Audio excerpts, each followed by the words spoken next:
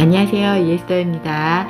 오늘은 지난 시간에 이어서 경계선 성격장애 치료법과 또 주변 사람들, 특히 애인이나 배우자의 경우 어떤 도움을 줄 수 있을지 참고가 될 만한 내용들을 말씀드릴게요.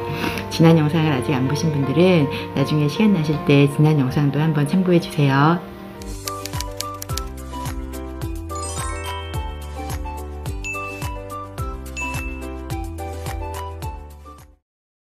다른 성격장애들처럼 이 경계선 성격장애 치료에 있어서도 가장 일반적인 접근은 개인 심리치료가 가장 많이 적용되고 있고 또 가장 효과적이라고 알려져 있어요.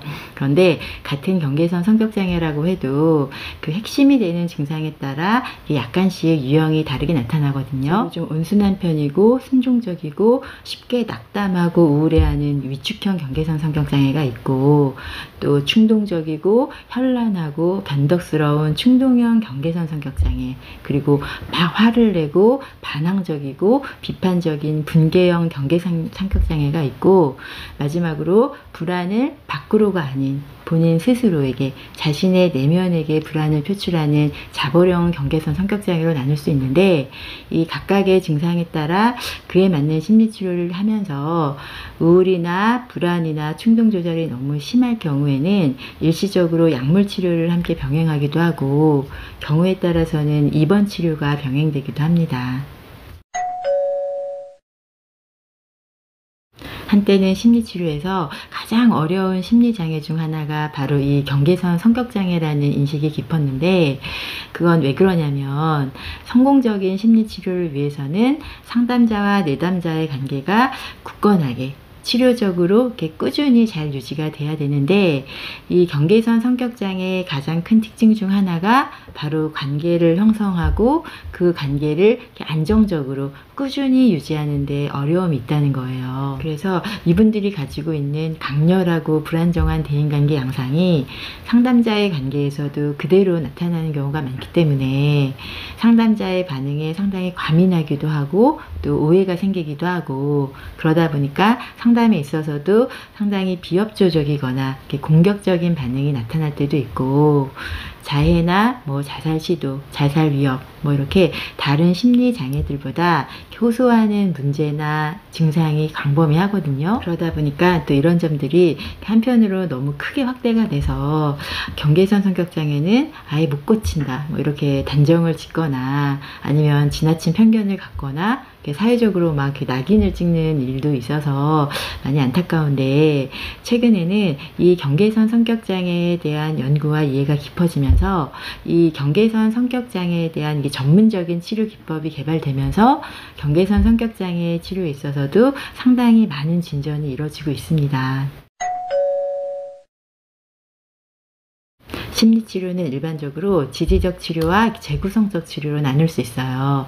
먼저 이 지지적 치료란 내담자가 가지고 있는 그 증상의 문제를 최대한 빨리 경감시켜서 내담자의 정서적 균형을 회복하고 일상에 잘 적응할 수 있도록 돕는 걸 우선적인 목표로 삼는 치료 방법이에요. 그래서 이 지지적 치료에서는 내담자에게 스트레스로 작용하는 환경적 요인을 제거하거나 감소시키는 것에 초점을 맞추면서 아주 현실적이고 실제적인 문제를 집중적으로 다루게 되는데, 그러다 보니까 이 내담자의 성격 자체를 근본적으로 변화시키는 노력을 하기는 좀 어렵습니다. 이에 비해서 재구성적 치료는 말 그대로 내담자의 성격 자체를 근본적으로 재구성하는 데 목표를 두고 있어요. 좀 전에 지지적 치료에서처럼 이 재구성적 치료에서도 내담자의 심리적인 문제의 해결과 또 일상에서의 적응을 이렇게 원만하게 하는 걸 도우면서, 이와 함께 내담자가 가지고 있는 잠재력과 가능성을 발휘하게 해서 보다 궁극적인 발달과 성숙을 이루게 하려는 거예요. 이런 목표가 제대로 잘 달성이 되기만 한다면 이 내담자는 이렇게 표면적인 변화만이 아니라 근본적인 변화와 성장을 이룰 수 있다는 점에서 이 재구성적 치료는 뿌리 치료라고 불리기도 합니다. 그렇다면 당연히 재구성적 치료가 훨씬 더 좋은 것 같은데, 이 재구성적 치료는 모든 내담자에게 다 적용하기는 어려워요. 특히 경계선 성격장애의 경우는 재구성적 치료가 적합한지에 대한 면밀한 평가가 먼저 이루어지지 않으면 오히려 더 큰 부작용이 생길 수 있거든요. 그래서 치료를 시작하기 전에 몇 가지 고려해야 될 사항이 있어요. 우선적으로 내담자가 가지고 있는 심리적 자원이 얼마나 충분한지, 내담자의 자아 기능이 얼마나 온전한지, 만약에 내담자가 누군가와 관계를 맺는 능력이 약하거나 특히 자아 기능이 많이 약해진 상태, 현실 검증력이나 판단 능력이 많이 떨어진 상태라면 이런 경우에 재구성적 치료를 하게 되면 이 치료 자체가 제대로 진행이 되기도 어렵거니와 최악의 경우 내담자의 상황이 오히려 더 악화되는 일이 생기기도 합니다. 또 내담자의 동기 또한 중요하겠죠. 뭐 이건 다른 치료에서도 다 마찬가지겠지만 특히 경계선 성격장애의 경우에 내담자의 동기가 더욱 중요하다고 말하는 이유가 경계선 성격장애의 재구성적 치료는 보통 몇 년씩 걸리는 아주 장기적인 치료가 될 가능성이 크거든요. 1년, 2년이 아니라 보통 4년, 5년 혹은 그 이상의 오랜 시간이 필요하기 때문에 내담자의 강한 동기가 없다면 이렇게 장기적인 치료가 진행이 되기 어렵겠죠. 그래서 상담사는 이런 여러 가지 사항을 면밀하게 평가해서 내담자의 자아 기능이 많이 약해진 상태에서는 지지적 치료를 중점적으로 하고 내담자의 자아의 강도가 비교적 튼튼하다 이렇게 판단이 될 때는 재구성적 치료를 시도할 수 있는 거죠. 이런 여러 가지 이유로 경계선 성격장애 치료는 다른 어떤 치료보다 상담자의 능력과 경험이 요구되는 치료예요.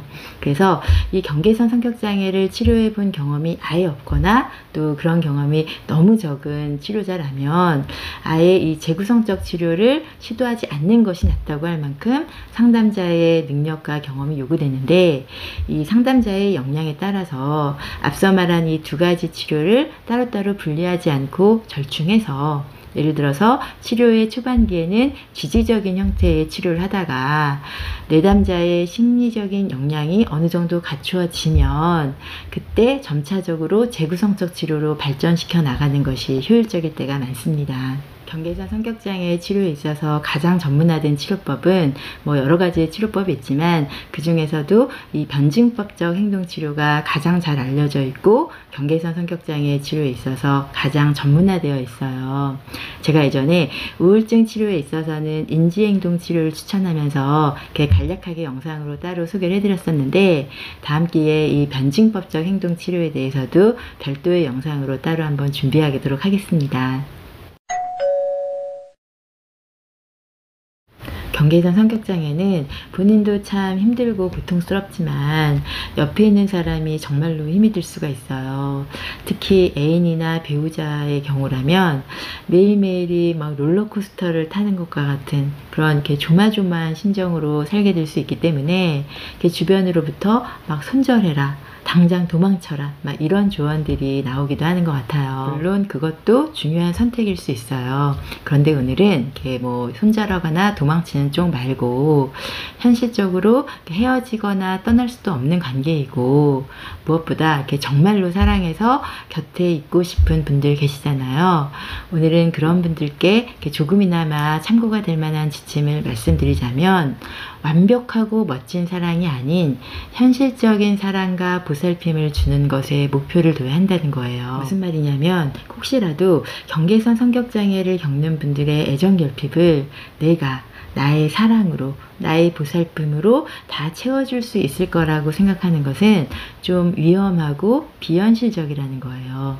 왜냐하면 경계선 성격장애의 경우 곁에서 누군가가 애정결핍을 채워주려고 하면 할수록 더더욱 많은 것을 요구하는 특성이 있기 때문에 내가 아무리 사랑으로 보살피고 감싸준다 하더라도 상대방은 그러면 이만큼을 더 요구하고 그래서 또 이만큼을 채워주면 그 다음엔 또 이만큼 계속적으로 더 많은 것을 요구하고 더 무리한 것을 요구하기 때문이에요. 경계선 성격장애를 겪는 분들이 가지고 있는 상처받지 않기 위한, 버림받지 않기 위한 집착은 상대방이 나를 버릴 사람인지 아닌지를 끝없이 의심하고 확인하게 만드는데, 이런 집착이 상대방이 나를 정말로 좋아한다면 내가 어떤 요구를 해도 다 들어줄 거야 라는 잘못된 신념과 만나서 계속적으로 무리한 요구를 하고 결국은 상대방을 늘 시험하는 상황으로 변질되는 경우가 많습니다. 그렇기 때문에 상대방에게 보살핌이나 사랑을 주는 것에도 한계가 있다는 것을 본인이 먼저 스스로 인식하고 그것을 상대방에게도 알려야 합니다. 내가 어디까지는 가능하고 어디서부터는 힘들고 또 어떤 것은 아예 불가능하다라는 한계를 설정해서 그것을 상대방에게 명확하게 전달해야 합니다. 물론 이렇게 한계 설정을 하게 되면 경계선 성격장애를 지닌 분들의 경우 처음에는 막 분노를 하고 힘들어할 수 있어요. 그런데 이런 상황에서도 이 한계 설정은 두 가지 중요한 치료적 의미를 가지고 있어요. 첫 번째는 상대방은 이미 성인이고 상대방이 스스로 이 좌절감을 감내할 능력이 있다는 것을 믿는다는 것이고요. 두 번째는 내가 애인이든 배우자든 간에 경계선 성격장애를 가진 상대방으로부터 내가 막 조종당하고 이용당하는 것을 거부함으로써 이로 인해서 상대방에게 자기 존중의 모범을 보여줄 수 있다는 거예요. 이게 왜 중요하냐면 경계선 성격장애를 겪는 분들의 발달사를 살펴보면 제가 앞서 말한 두 가지 메시지와는 전혀 다른 오히려 정반대의 메시지에 늘 노출되어 있었다는 것을 알 수 있어요. 그래서 힘들고 불편한 일이 생기면 그냥 오로지 무조건 남 탓을 해버리거나 아니면 남이 다 해결해 주길 바라면서 본인 스스로 성숙하게 해결하기보다는 그냥 제멋대로 행동해 버리고 또 그게 안 되면 세상에서 자신이 가장 불쌍한 사람인 듯 여겨지게 하거나 또 자주 남을 조종해 왔기 때문에 이제라도 과거와는 전혀 다른 새로운 메시지를 전달해야 합니다. 가장 주의해야 될 최악의 패턴은 처음에는 상대방에게 사랑을 느끼고 막 연민을 느끼고 막 보호 감정을 느끼면서 상대방의 감정을 다 들어주고 상대방의 요구도 다 받아주고 그러다가 상대방의 욕구가 점점 높아지면서 어느 순간 자신이 굉장히 착취당하고 있는 것 같다는 그런 느낌을 갖게 되고 그러면서 점점 지치고 아예 녹초가 돼서 이제는 더 이상은 못하겠다라면서 뒤늦게 외면하거나 포기하는 경우예요. 이럴 때 가장 상처를 받게 되는 사람은 바로 경계선 성격장애를 겪고 있는 상대방이거든요. 이런 최악의 패턴이 반복되면 이 경계선 성격장애를 겪는 분들은 역시 사람들은 나를 버리는구나. 나는 사랑받을 만한 사람이 못 되는구나. 내가 사랑받고 자라지 못해서 결국 또 이렇게 됐구나 라는 생각을 하면서 스스로에게 자꾸 또다시 상처를 입히고 불행한 인간관을 확고히 다지면서 경계선 성격장애를 극복하기는커녕 오히려 더 악화되는 일이 생기는 거죠.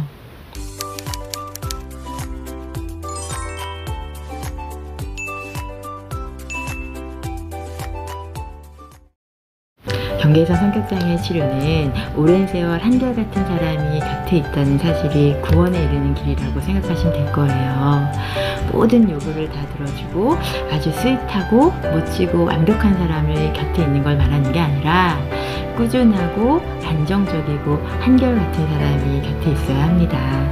그래서 잠깐 막 불꽃 같은 연애 감정이나 동정심 또는 자기 만족으로 이렇게 접근한다면 결국에는 본인도 힘들어지고 또 무엇보다 상대방에게 더 큰 상처를 줄 수 있다는 걸 기억하면서 한순간의 사랑이나 연민이 아닌 지금 나의 사랑과 보살핌이 앞으로 한 5년 혹은 10년 후에도 꾸준할 수 있는 보살핌인지 늘 수시로 생각해 보시기 바랍니다. 감사합니다.